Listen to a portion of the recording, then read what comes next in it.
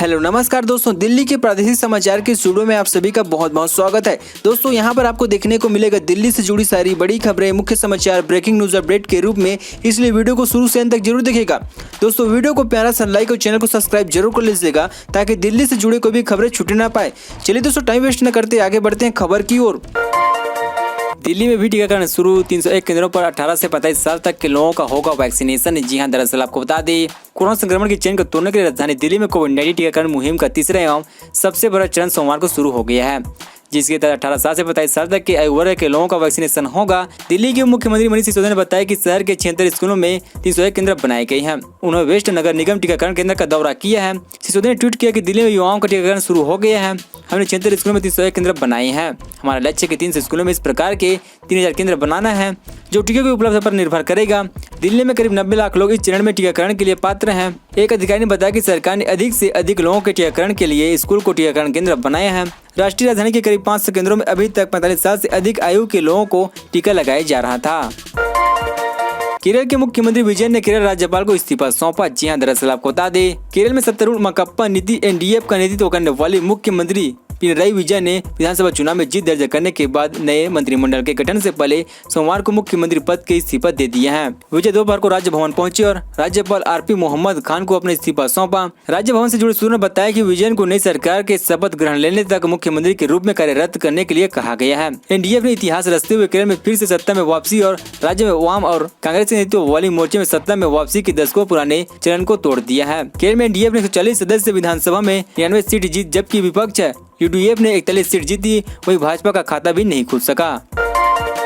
अस्पताल बनाने में सेना की मदद के आग्रह पर दिल्ली सरकार ने पत्र का जवाब दे केंद्र हाईकोर्ट। जी हां, दरअसल आपको बता दें, दिल्ली हाईकोर्ट ने सोमवार को केंद्र सरकार को निर्देश दिया कि केंद्रीय रक्षा मंत्री से दिल्ली सरकार के आग्रह पर निर्देश प्राप्त करे।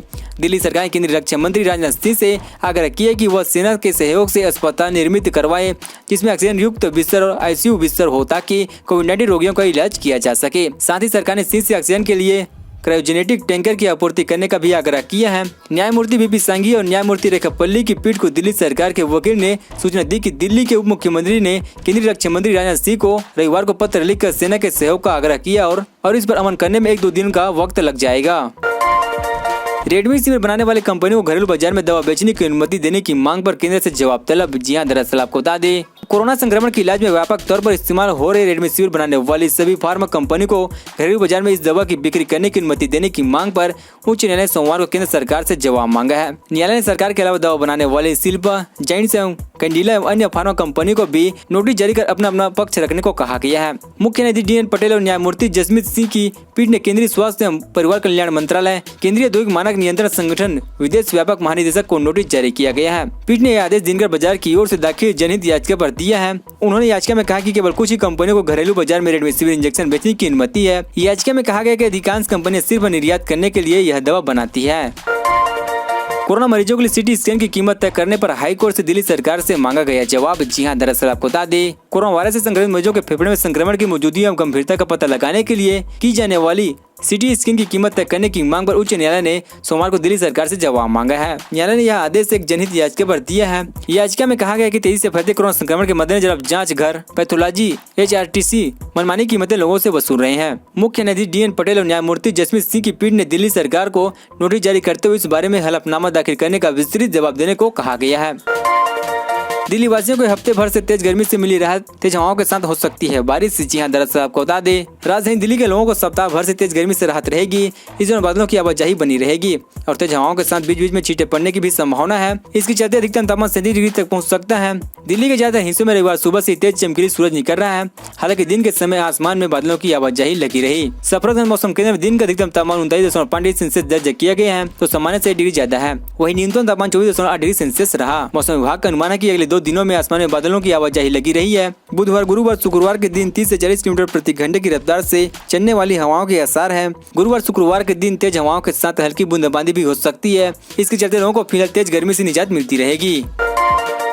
डीयू में ओपन बुक परीक्षा अब 1 जून से होगी। कोविड-19 को देखते हुए डीयू के अंतिम वर्ष के छात्रों को परीक्षा टाल दी गई। जी हां, दरअसल आपको बता दें डीयू के 15 मई से आयोजित होने वाली स्नातक परामर्श अंतिम वर्ष के छात्रों की परीक्षा अब 1 जून से होगी। राजधानी सहित देश के विभिन्न हिस्सों में कोविड-19 से उपजी स्थिति को देखते हुए डीयू ने अंतिम वर्ष के विद्यार्थियों के लिए आयोजित होने वाली ओपन बुक परीक्षा टाल दी है। डीयू से बड़ी संख्या में शिक्षक, छात्र व अन्य कर्मचारी कोविड से बीमार होने के बाद परीक्षा स्थगित करने का अनुरोध कर रहे थे। ज्ञात हो कि डीयू में 2 दर्जन से अधिक शिक्षकों, कर्मचारियों को कोरोना से निधन हो चुका है। 500 से अधिक शिक्षक अपने घरों पर आइसोलेशन में हैं। दोस्तों, अभी तक हमारे चैनल को सब्सक्राइब जरूर कर लीजिएगा ताकि आपको दिल्ली से जुड़ी सारी बड़ी खबरें इसी तरह से मिलते रहे। दिल्ली सरकार नहीं कर पा रही है तो बताए एलजी संभालने की जिम्मेदारी केंद्र। जी हां, दरअसल आपको बता दें केंद्र सरकार रविवार को हाईकोर्ट को बताया कि दिल्ली सरकार जिम्मेदारी नहीं संभाल पा रही है तो हमें बताए, हम उपराज्यपाल से कहेंगे दिल्ली की जिम्मेदारी संभाल लेंगे। सरकार की ओर से सॉलिसिटर जनरल तुषार मेहता ने यह दलित तब दिया जब कोर्ट से कहा गया कि अभी कुछ दिन पहले ही आपने अधिसूचना जारी कर दिल्ली सरकार का मतलब उपराज्यपाल बताया है। कोर्ट ने कहा कि हम तो यह देखना चाहते हैं कि संवैधानिक प्रावधानों में ऑक्सीजन मुहैया कराने की जिम्मेदारी किसकी है। इस पर मेहता ने कहा कि यह मामला अलग है और इसे रहने ही दीजिए। इसके साथ ही मेहता ने कहा कि हम दिल्ली सरकार के नेतृत्व पर सवाल नहीं उठा रहे हैं, यह पूरी तरह से तंत्र की विफलता है। मेहता ने कहा कि केंद्र सरकार ने सभी राज्यों को ऑक्सीजन दिया है और सभी निश्चित जगहों से ऑक्सीजन ले रहे हैं। दिल्ली 6 किलोमीटर दूर शमशान घाट के 14,000 रुपए मांगने पर एम्बुलेंस ड्राइवर गिरफ्तार। जी हां, दरअसल आपको बता दें राजधानी दिल्ली के मुखर्जी नगर पुलिस ने अस्पताल के 6 किलोमीटर की दूरी पर स्थित शमशान घाट तक शव ले जाने के लिए 14,000 रुपए मांगने वाले आरोपी एम्बुलेंस चालक को गिरफ्तार कर लिया गया है। पुलिस आरोपी से पूछताछ कर रही है। घटना गत शनिवार की है। गिरफ्तार चालक गांधी लाल यमुना बाजार से प्रदर्शनी कॉलोनी का रहने वाला है। उत्तर पश्चिम जिले के एडिशनल डीसीपी गुर इकबाल सिंह सिद्धू ने बताया कि शनिवार को मुखर्जी नगर थाने को सूचना मिली कि एक एम्बुलेंस चालक संक्रमित शव को न्यू लाइफ अस्पताल से निगम बोध घाट ले जाने के लिए मनमाना शुल्क वसूल रहे हैं। एक पुलिसकर्मी मरीज के रिश्तेदार बनकर चालक को फोन किया और शव को न्यू लाइफ अस्पताल से निगम बोध घाट ले जाने के लिए कहा तो चालक ने 14,000 रुपए की राशि लेने के लिए एक पर्ची भेज दी। पुलिस ने आरोपी को शव ले जाने के लिए बुलाया और धर दबोचा।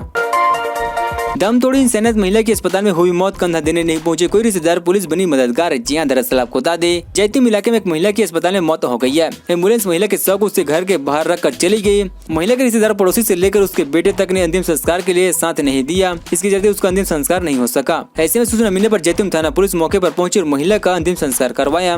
पुलिस उपायुक्त आरपी भिड़े ने बताया कि बीते 30 अप्रैल को एक लड़के ने फोन कर गली में शव रखने होने की सूचना मिली। जैतून थाने की पुलिस टीम जब मौके पर पहुंची तो वहाँ कृष्णा का बेटा मिला, जिसने टीम को बताया कि उसकी मां की तबीयत बीते कुछ दिनों से खराब थी। उसके सभी फैमिली का अस्पताल में इलाज चल रहा था। अस्थमा होने और सांस लेने में दिक्कत होने की वजह से कृष्णा की मौत हो गई है। 200 एसएससी अधिकारियों को 31 दिसंबर तक का सेवा विस्तार। जी हां, दरअसल आपको बता दें कोरोना की स्थिति को देखते हुए अगले 7 महीने में सेवानिवृत्त होने वाले सशस्त्र बल चिकित्सा सेवा के करीब 260 सर्विस कमीशन अधिकारी को 31 दिसंबर तक का सेवा विस्तार दिया जाएगा। प्रमुख रक्षा अध्यक्ष के अधीन चिकित्सा टीम में शामिल लेफ्टिनेंट जनरल डॉक्टर माधुरी कनितकर ने रविवार को कहा कि अधिकारियों को सशस्त्र बलों के कोविड-19 प्रबंधन कार्यक्रम में तैनात किया जाए। एएएफ एम्स के इस तरह के 200 चिकित्सा अधिकारी सेवानिवृत्त होने वाले थे। उन्होंने साथ ही कहा कि इस महामारी से हमें देश से सेहत ही धन है। पुरानी कहावत को ध्यान में रखते हुए नए सिरे से योजना बना रहे हैं। नई दिल्ली में कैरा सोना चांदी का रेट। जी हां, दरअसल आपको बता दें नई दिल्ली में 3 मई को सोने की कीमत में 7,750 रुपए प्रति 10 ग्राम और चांदी का भाव 68,990 रुपए प्रति किलोग्राम रहा। नई दिल्ली के सराफा बाजार में सोने और चांदी की कीमत में कल के मुकाबले बदलाव आया है। आज यहाँ 24 कैरेट सोने की कीमत 47,750 रुपए प्रति 10 ग्राम है तो 22 कैरेट सोने का भाव 43,771 रुपए प्रति 10 ग्राम है। कल की तुलना में सोना 10 रुपए अधिक रहा। सराफा बाजार में चांदी की कीमत 8,990 रुपए प्रति किलोग्राम है। दोस्तों, खबरों का सिलसिला बस यहीं तक। दोस्तों, वीडियो की जानकारी आपको अच्छी वीडियो को लाइक कीजिए। दोस्तों, आप दिल्ली निवासी हमारे चैनल को सब्सक्राइब कीजिए। दिल्ली से जुड़ी सारी बड़ी खबर आपको इसी तरह से मिलते रहे। चलिए दोस्तों, अगले वीडियो में मिलते हैं, तब तक के लिए जय हिंद, जय भारत।